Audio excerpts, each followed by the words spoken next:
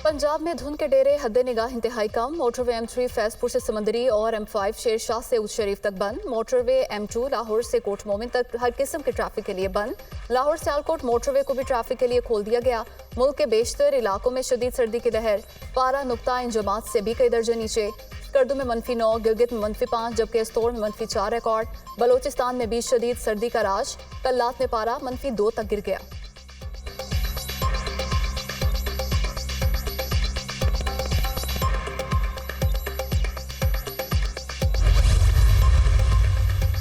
लाहौर के इलाके शोंग में घर में आतिशज़दगी, 3 अफराद झुलस कर जाम हक। मरने वालों में मियाँ बीवी और बेटी शामिल। शनाख्त इफ्तिखार समीना और इरम के नाम से हुई। फायर ब्रिगेड ने आग पर काबू पा लिया। आतिशज़दगी की वजह ताहाल सामने न आ सकी।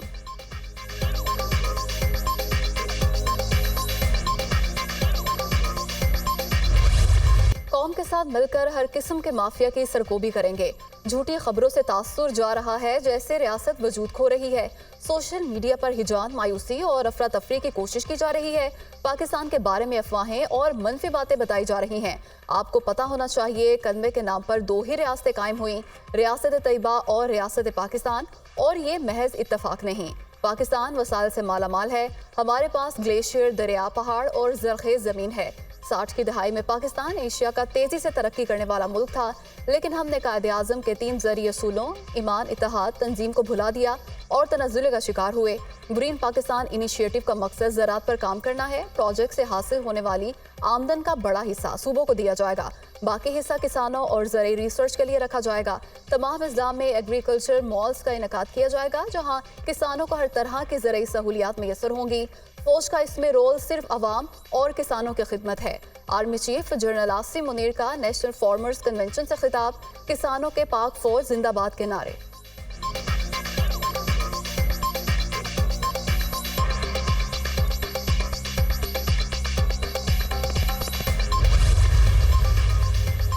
अदालत के फैसले को मुतनाज़ बनाने की कोशिश की जा रही है। मुखालफिन की कोशिश है कि PTI के पास बल्ले का निशान न रहे। किसी जमात से इंतखाबी निशान लेना उसे ख़त्म करने के मुतरादिफ है।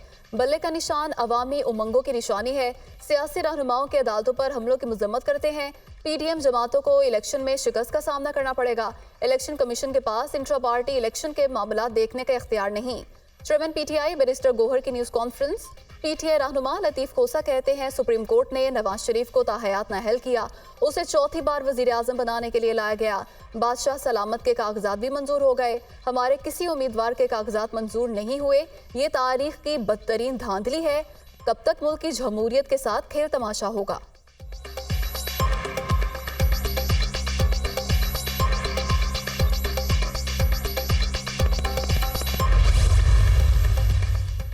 MQM संजीदा पार्टनर है। नवाज शरीफ का खैर सगाली का पैगाम लेकर आया हूँ। मिलकर कराची और मुल्क को अजीम बनाएंगे। कराची अरबों रुपए कमा कर देता है। कराची में टूटी फूटी सड़कें और खटारा बसें चल रही हैं। 3 बार के वजीर आजम को हथकड़ियां लगाकर दुनिया के सामने रुस्वा किया गया। क्या वो लाडला था? लाडला वो होता है जो अदालती हुक्म के बाद भी पेश नहीं होता। सदर नून लीग शहबाज शरीफ की गुफ्तगू। रहनुमा MQM खालिद मकबूल सिद्दीकी बोले, ऐसी जमहूरियत होनी चाहिए जिसके समरात आम पाकिस्तानी तक पहुँचे। सियासी जमातों में इस वक्त ज़हनी हमाहंगी सबसे बड़ी शर्त है। एक बेहतर जमहूरियत और पाकिस्तान बनता हुआ देख रहा हूँ। MQM और मुस्लिम लीग नून में हमाहंगी मौजूद है।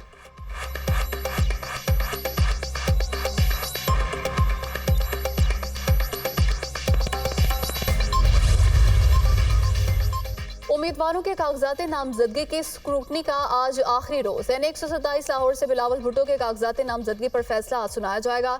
बिलावल भुट्टो के वकील ने एतराजात पर तहरीरी जवाब रिटर्निंग अफसर को जमा करा दिया।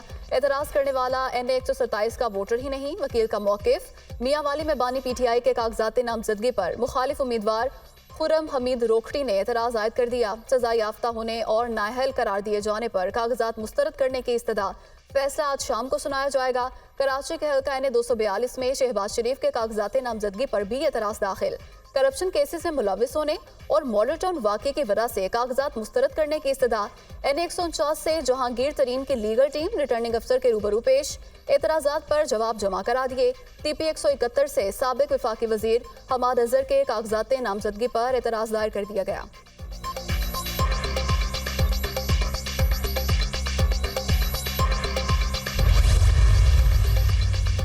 इलेक्शन कमीशन ने मखसूस नशिस्तों के लिए इंतखाबी शेड्यूल में तब्दीली कर दी। मखसूस नशिस्तों पर उम्मीदवारों की स्क्रूटनी 30 दिसंबर की बजाय 13 जनवरी तक होगी।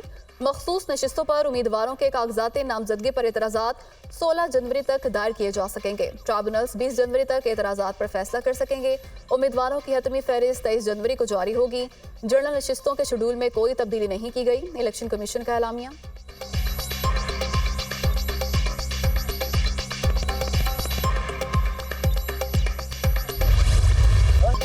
गजा में काबिल से होने फौज की वहशियाना कार्रवाइयां जारी। 24 घंटों में 180 से ज्यादा फलस्तीनी शहीद। नसीरात और अलमगाजी पनागजीन कैंप पर बमबारी से 35 अफराद शहीद हुए। कोयती अस्पताल के करीब हमले में 20 अफराद शहीद हो गए। अक़वाम मुत्तहिदा के इमदादी खेप पर भी फायरिंग, मुतअद्दिद अफराद निशाना बन गए। गजा की तबाहाल इमारतों के मलबे तले कई अफराद मौजूद। जंग से तबाहाल फलस्तीनियों को मलबा हटाने में मुश्किलात। शोहदा की तादाद 21,507 हो गई। 56,000 के करीब जख्मी।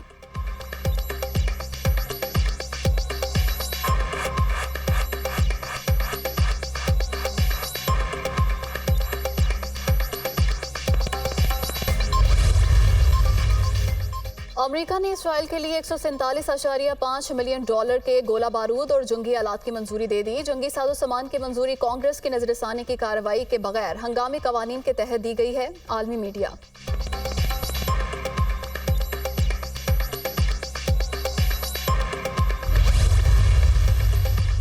गैर कानूनी अफगान बाशिंदों की वतन वापसी। अब तक पाकिस्तान से मजमूई तौर पर 4,53,480 अफगानियों की वतन वापसी हो चुकी। गुज़श्ता रोज 1,207 गैर कानूनी तौर पर मुकीम अफगानी वापस चले गए। तोरखम और चमन बॉर्डर से गैर कानूनी अफराद का इनखला जारी।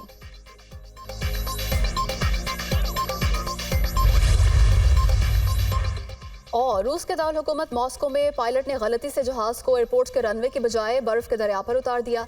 जहाज में 30 अफराद सवार थे जो महफूज रहे। एविएशन हुकाम ने वाक़ये की तहकीकात के लिए इंक्वायरी कमेटी तश्कील दे दी।